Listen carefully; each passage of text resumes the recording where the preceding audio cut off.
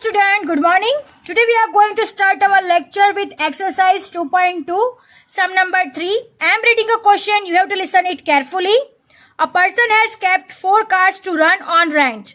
The probability that any car is rented during the day is 0.6. Find the probability that more than 1 but less than 4 cars are rented during a day.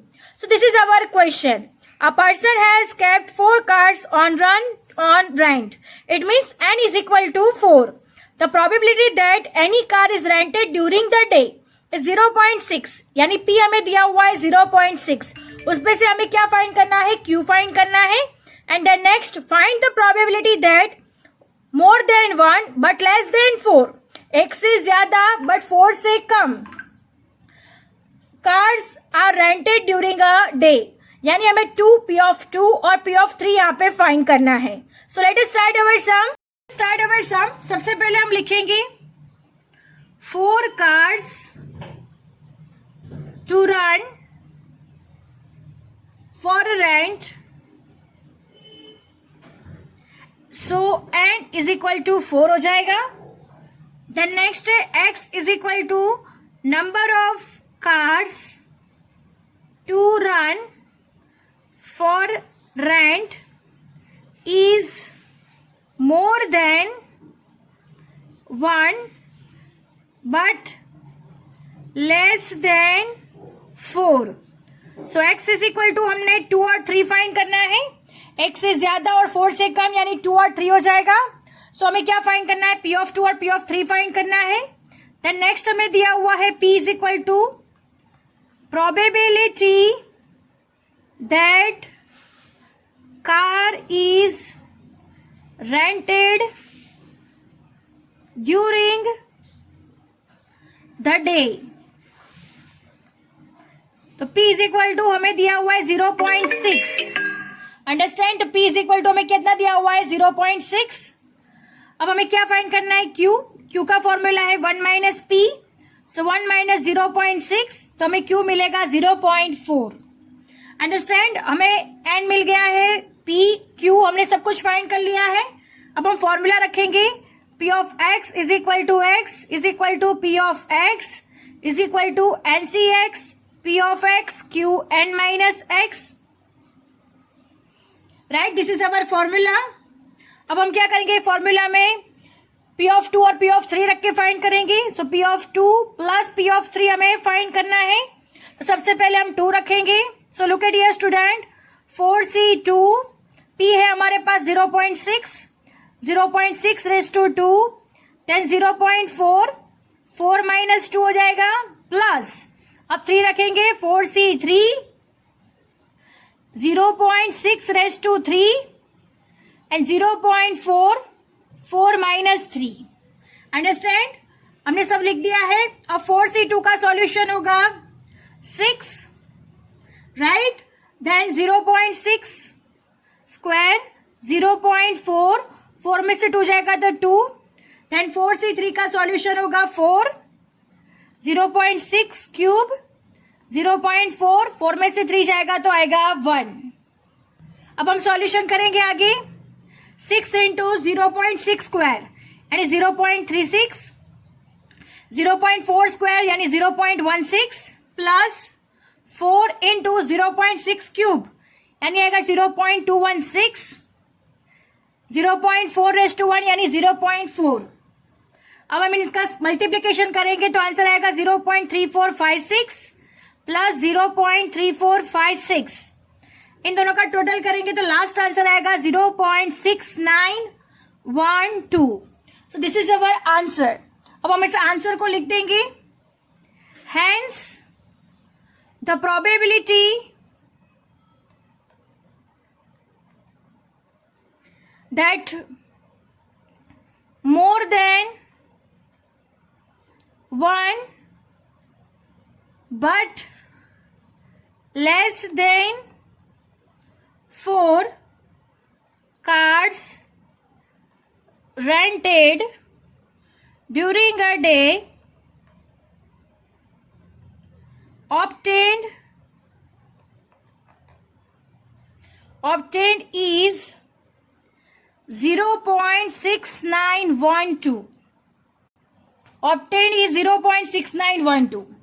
So students, our sum is over here. Now moving to the next sum.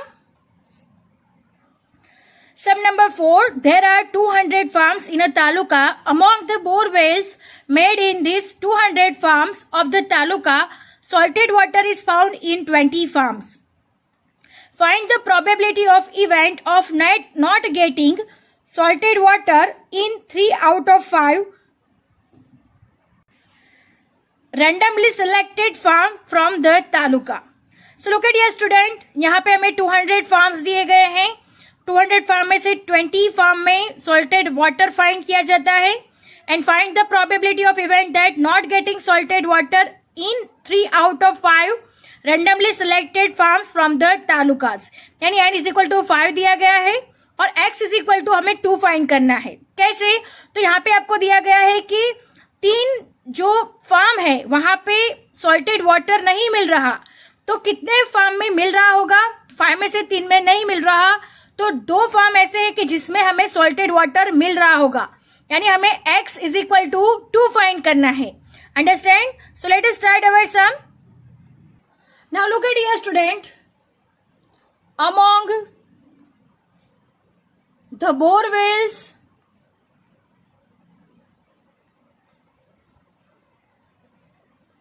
made in 200 farms, salted water is found in 20 farms.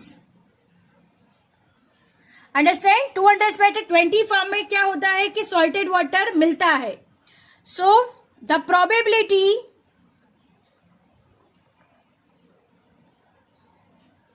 of getting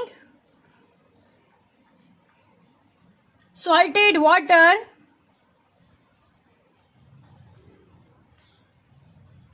in the farm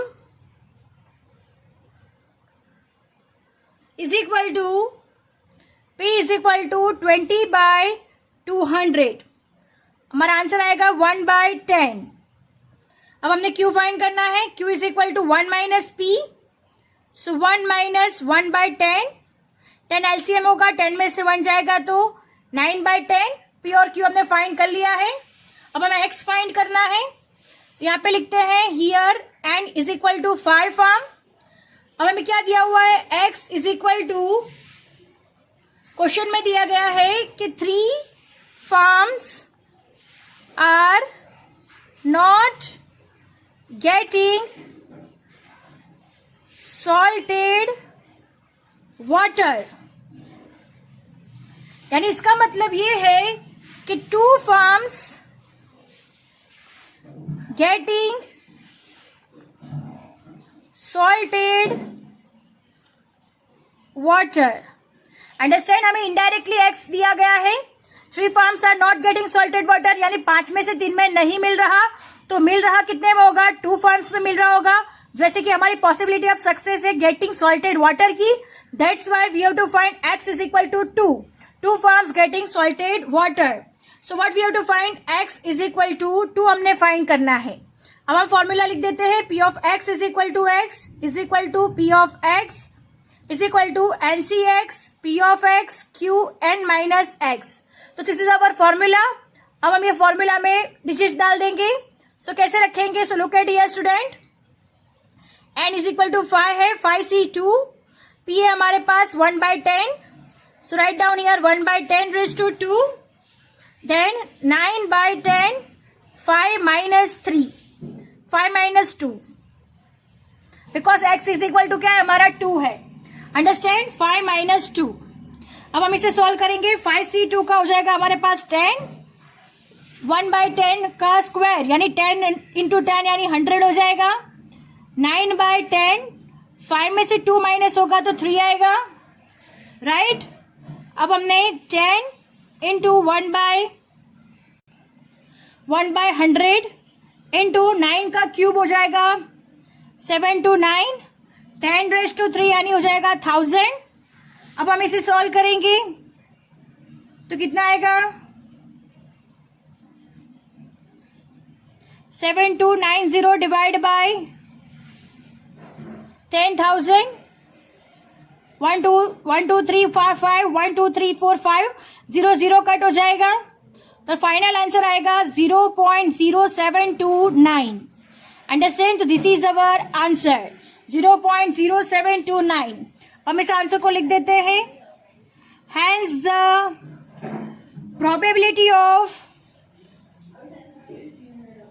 probability of not getting salted water in 3 forms obtained is 0.0729. Understand? So moving to the next sum. Sum number 5. An example is given to 6 students to solve. The probability of getting correct solution of the problem by any student is 0.6. Students are trying to solve the problem independently. Find the probability of getting the correct solution by only 2 out of 6 students. Now look at here student. 6 students यानी n is equal to 6 दिया गया है. Getting correct solution it is p is equal to 0.6. और हमें question में किसकी probability find करने के लिए दी गई है getting the correct solution by only 2 यानी x इज इक्वल टू हमें 2 दिया गया है. हाउ? बिकॉज जो हमारी पॉसिबिलिटी ऑफ सक्सेस है वो भी करेक्ट सॉल्यूशन की है और यहाँ पे भी हमें करेक्ट सॉल्यूशन का ही दिया गया है. तो x इज इक्वल टू 2 हमें फाइंड करना है. So let us start. Now look at here student.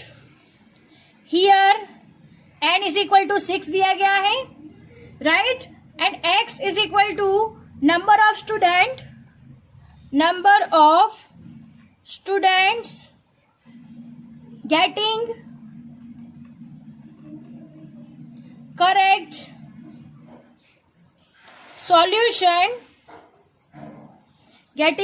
solution of the problem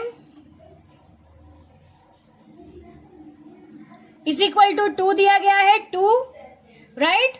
then p is equal to दिया गया है हमें यहाँ पे 0.6. तो q कैसे फाइंड करेंगे q is equal to 1 minus p. So 1 minus 0.6 यानी 0.4 हो जाएगा. सो हमने n is equal to find कर लिया है. x is equal to p और q सब कुछ फाइंड कर लिया है. अब हम फॉर्मूला लिख देते हैं. p of x is equal to x ncx p of x q n minus x ncx मतलब 6c2 p is equal to है हमारे पास 0.6 raise to 2 0.4 n minus x यानी 6 माइनस 2 हो जाएगा. अंडरस्टैंड. अब हमने इसे सॉल्व करना है. 6 से 2 का हो जाएगा हमारे पास 15. 0.6 का स्क्वायर यानी 0.36. 0.4 6 में से 2 जाएगा तो आंसर आएगा 4. और 15 0.36 0.4 is to 4 यानी 4 को 4 टाइम्स 0.4 को मल्टीप्लीकेशन करना है तो आंसर आएगा 0.0256. अब इन तीनों को मल्टीप्लीकेशन कर देंगे तो लास्ट आंसर आएगा 0.13824. सो this is our answer. Understand 0.13824. तो हम इसको आंसर कैसे लिखेंगे? So listen it carefully students. Hence, the probability of getting the correct solution of the problem obtained is 0.13824. Our sum is over here. Now moving to the next exercise 2, section B. Now moving to the next section B, sum number 6. Mean of a symmetrical binomial distribution is 7.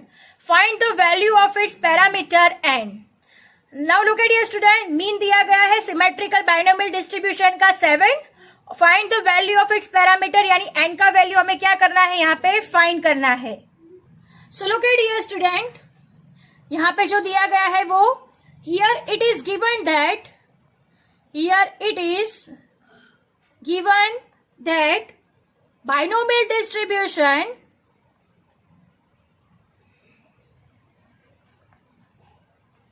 Binomial distribution is symmetrical,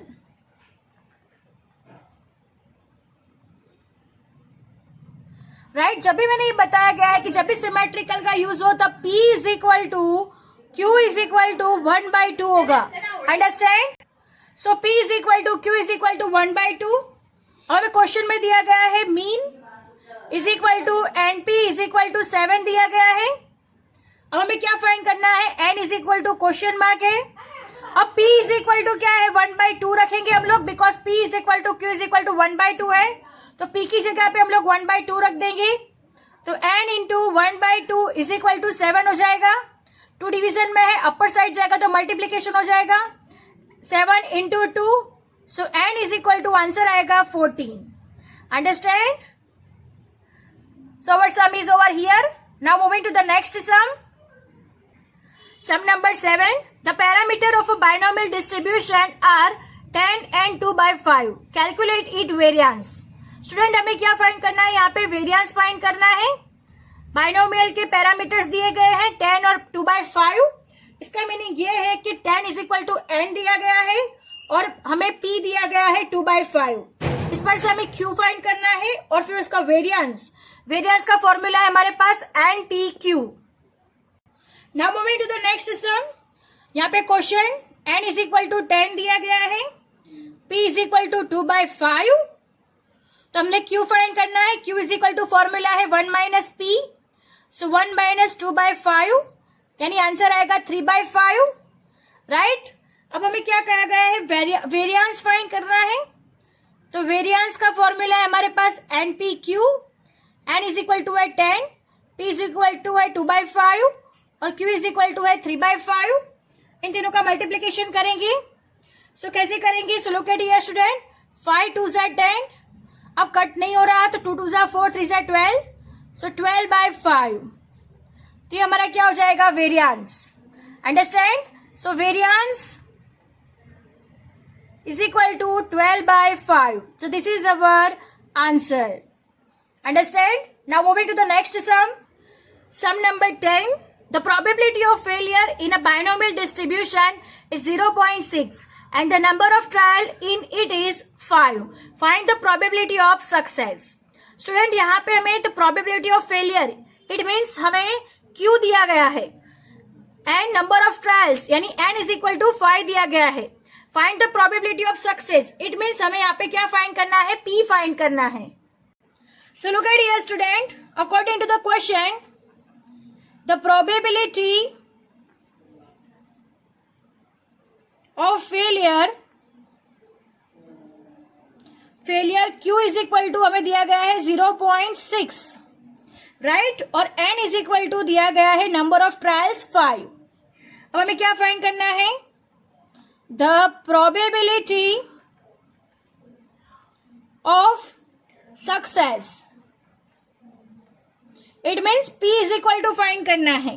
P is equal to का formula 1 minus Q है, so P is equal to 1 minus Q, so 1 minus 0.6, last answer आएगा 0.4। So P is equal to the probability of success, P is equal to 0.4 is our answer, understand. Our sum is over here. Now moving to the next some, section C। Section C, sum number 1. The probability distribution of random variable x is as follows. X is equal to 2, 3, 4, 5. P of x 0.2, 0.3, 4C, C. Determine the value of constant C. हमें यहाँ पे C का value find करना है। So let us start. Start by condition of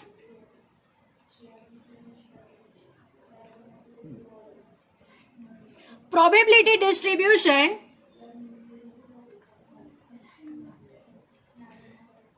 we must have, हमें condition मालूम है कि प्रोबेबिलिटी डिस्ट्रीब्यूशन होने की कंडीशन क्या है, sigma P of x is equal to 1 होना चाहिए, राइट। तो यहाँ पे हमें क्वेश्चन में P of 2 plus P of 3 plus P of 4 plus P of 5 is equal to 1 होगा।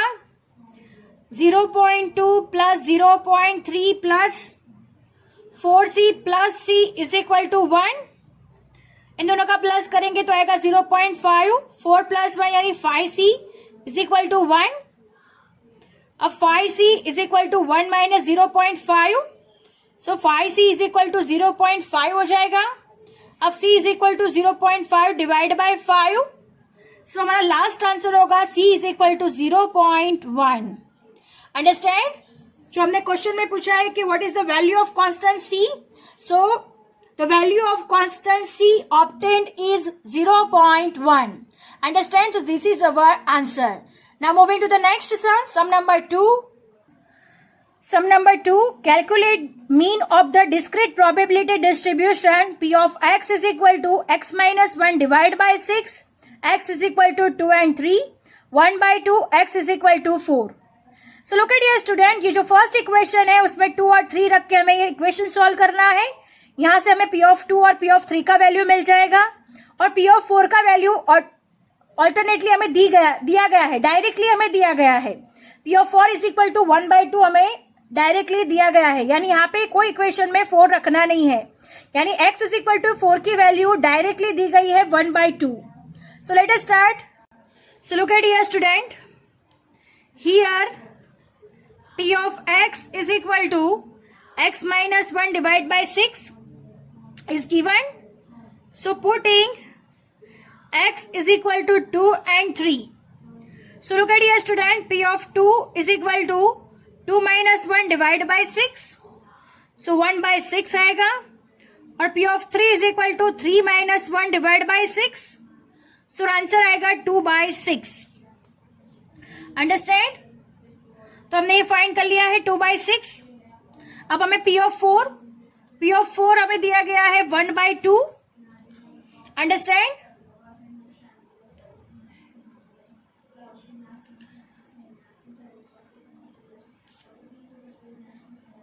So the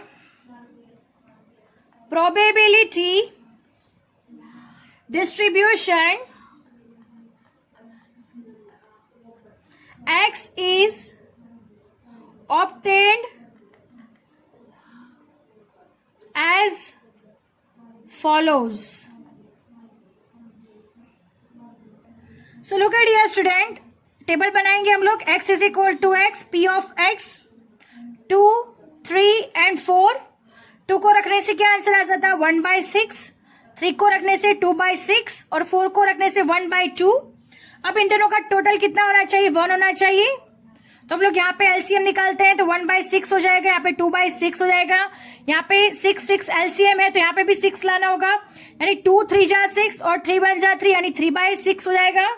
अब 3 plus 2 5, 5 plus 1 6 यानी 6 by 6 इज इक्वल टू 1 हो जाएगा. तो हमारी ये कंडीशन है वो फुलफिल हो रही है. अब हमें क्या फाइंड करना है, मीन फाइंड करना है. यहाँ पे x is equal to x, p of x और यहाँ पे लिख देते हैं x into p of x. x of x 2, 3 and 4 दिया गया है. p ऑफ x हमारे पास है 1 by 6, 2 by 6 और 1 by 2. राइट. अब हम इसे सॉल्व करेंगे तो कैसे सॉल्व करेंगे, तो इन दोनों का मल्टीप्लीकेशन होगा 2 1 जा 2, 2 by 6, 3 2 जा 6, 6 by 6, 4 1 जा 4, 4 by 2. अब हमें एलसीएम लेना होगा टोटलिंग के लिए, तो यहाँ पे हम ले लेते हैं 2 by 6, 6 by 6, यहाँ पे 2 3 जा 6 और 4 3 जा 12 यानी 12 by 6. राइट. अब हम इनका टोटल करेंगे 6 plus 2 8, 12 plus 8 20, सो आएगा 20 by 6. तब हम यहाँ पे लिख देते हैं मीन सिग्मा एक्स. सो यहाँ पे हम लिख देते हैं mean is equal to sigma x into p of x, जो हमने टोटलिंग करके फाइंड किया हुआ है 20 by 6. राइट. तो 20 by 6 इसको हमें स्मॉलेस्ट फॉर्म देना हो तो हम लोग देख सकते हैं 10 इंटू 2, 2 3 जा 6, 2 2 कैंसल, तो लास्ट आंसर आएगा 10 by 3. Understand. So this is our answer. So students, our sum is over here and lecture is also over here. I hope you understand it very well. Thank you students.